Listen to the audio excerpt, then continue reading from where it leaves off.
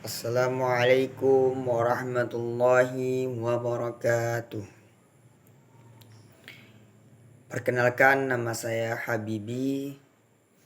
Saya dari Prodi Hukum Pidana Islam kelas 2B. Saya dari Fakultas Syariah Universitas UIN Sultan Saifuddin Jambi. Tujuan saya membuat video ini untuk memenuhi tugas UTS Usul Fiqh yang diberikan oleh Ibunda Dr. Robiatul Adawiyah SAMH. Langsung saja saya akan memberikan sedikit ulasan dan jawaban atas soal yang diberikan oleh dosen Usul Fiqh, yakni Ibunda Robiatul Adawiyah. Yang pertama, Rasulullah Shallallahu Alaihi Wasallam mengetes Mu'az bin Jabal sebelum mengirimnya sebagai qadi ke Yaman. Anna Rasulullah Shallallahu Alaihi Wasallam lamma aradda anna yab'asa Mu'ada ila Yamani qala kaifa taqdi idza adada laka qada qala akdi bi kitabillah qala fa illam tajidu fi kitabillah qala fa bi sunnati Rasulillah sallallahu alaihi wasallam, yang artinya, bagaimana kamu memutuskan perkara itu diajarkan kepadamu dalam utusan hukum. Mu'az menjawab, saya akan putuskan dengan kitabullah, yakni kitab Allah. Lalu Rasulullah Shallallahu Alaihi Wasallam bertanya lagi, bagaimana apabila tidak ada di kitab Allah atau Al-Quran? Lalu Mu'az menjawab, saya akan memutuskan melalui sunnah, yakni lewat Nabi Muhammad Sallallahu Alaihi Wasallam.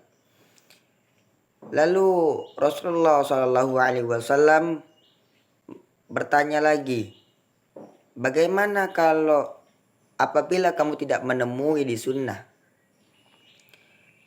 Lalu Mu'az menjawab dengan tegas, saya akan berijtihad dengan pandanganku, kata Mu'az. Dan Nabi pun menjawab, Nabi bersabda, segala puji bagi Allah yang telah memberi taufik kepada utusan Rasulullah. Selanjutnya, ijtihad.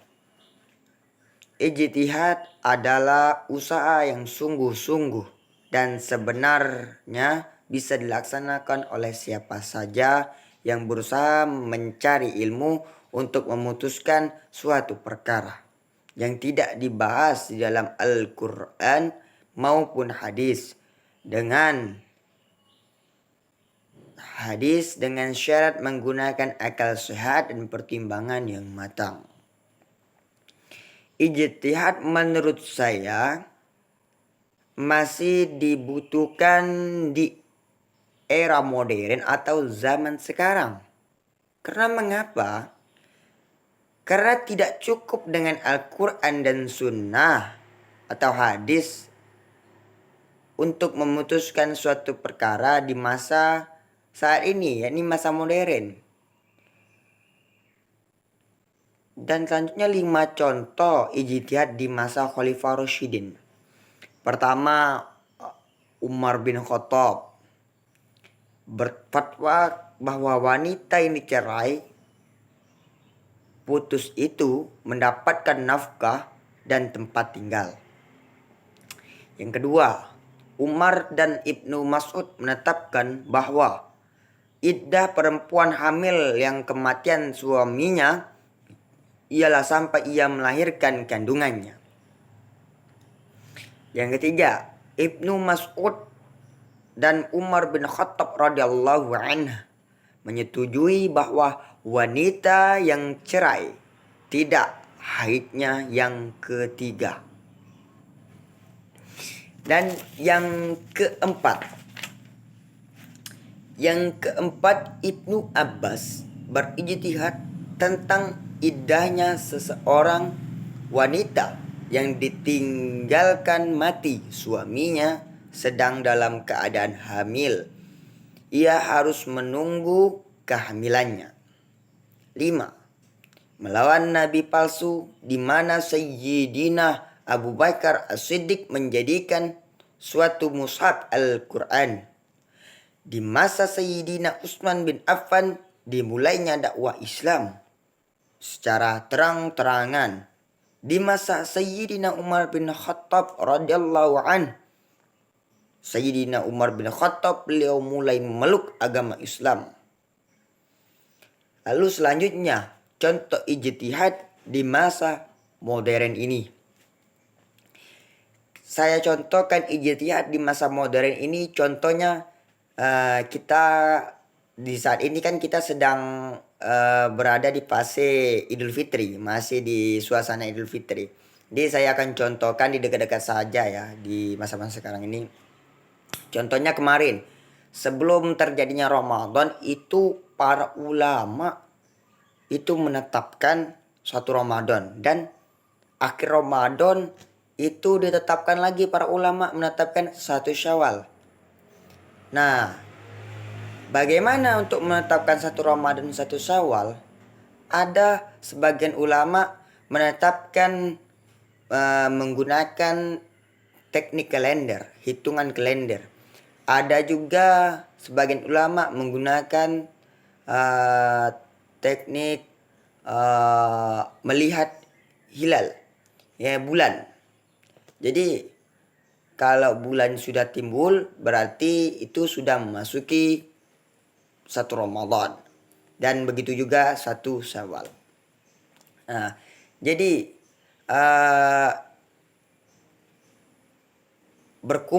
para ulama itu berkumpul untuk berdiskusi, mengeluarkan argumen masing-masing untuk mencantumkan Ramadan dan juga satu Syawal. Karena ulama memiliki dasar hukum dan cara dalam penghitungannya masing-masing. Selanjutnya nomor 2. Langsung saja, Al-Quran. Apa itu Al-Quran?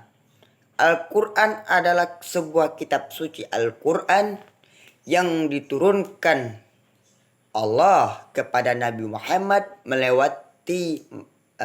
melalui malaikat Jibril untuk umat Nabi Muhammad ini, umat Islam, sebagai pedoman hidup di kehidupan sehari-hari. Kitab ini terbagi dari beberapa ayat dan dari beberapa surah dan beberapa ayat. Dan selanjutnya sunnah.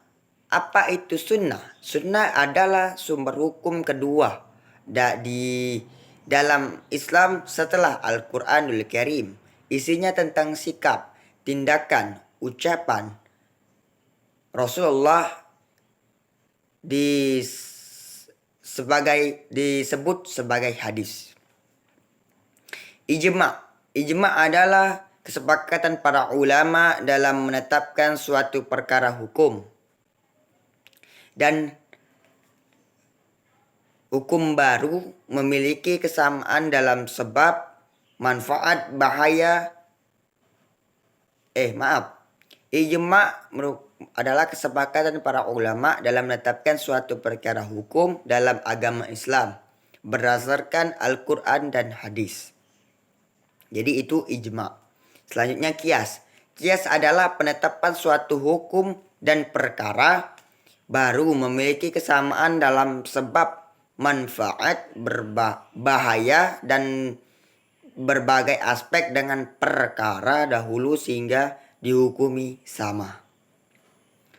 Istisan adalah mengeluarkan hukum suatu masalah, hukum masalah yang serupa dengannya kepada hukum-hukum lain karena didasarkan hal lain yang lebih kuat dalam pandangan mujtahid. Mursalah adalah salah satu dalil hukum Islam untuk menetapkan hukum baru yang belum ada konfirmasinya di dalam Al-Quran dan hadis atau as-sunnah, baik diterima maupun ditolak. Selanjutnya, istishab adalah meminta kebersamaan atau berlanjutnya kebersamaan. Itu istishab. Nah, selanjutnya urf. Istilah Islam yang dimaknai sebagai adat kebiasaan. Urf terbagi menjadi ucapan, perbuatan dilihat dari segi objeknya menjadi umum, khusus dari segi ucapan menjadi roh atau rusak dari segi kebiasaan menurut syariat. Selanjutnya, saddu zariyah.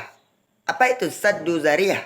Saddu zariyah adalah perkataan atau perbuatan dan menjadi wasilah jalan untuk cepat mencapai suatu yang lain. Itu saddu zariyah. Selanjutnya, qaul sahabi. Apa qaul sahabi? Qaul sahabi adalah pendapat para sahabat Nabi tentang suatu kasus atau peristiwa hukum Islam baru yang diperoleh dari hasil ijtihad. Dan yang terakhir ini adalah syar'un man qablana. Syar'un man qablana. Apa itu syar'un man qablana? Jadi syar'un man qablana adalah hukum-hukum Allah yang dibuka oleh para nabi sebelum Nabi Muhammad dan berlaku untuk umat mereka pada zaman itu. Jadi hadirin,